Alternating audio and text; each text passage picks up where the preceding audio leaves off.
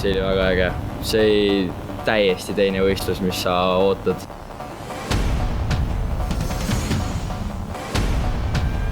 No Devin Sagadi tuleb sealt tagant nagu kiirrongiga.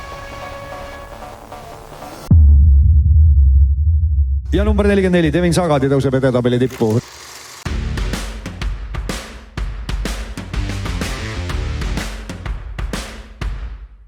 2022 aastal Eestis lõpetasin pronksina.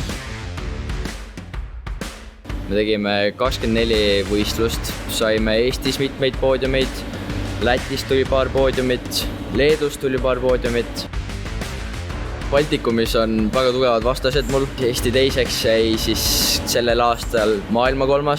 lätlane ja Eesti meistriks tuli oma sõber Ragnar Veeros, kes oli Euroopa 3.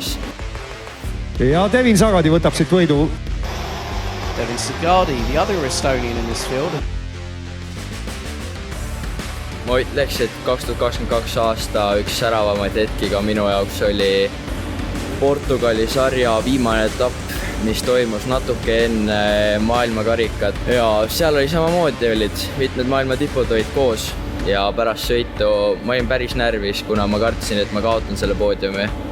Aga päris mitukümmend minutit läksime telgi alla ja arvutasime neid punkte mitu korda üle ja saime kindlaks, et tuli 3. koht.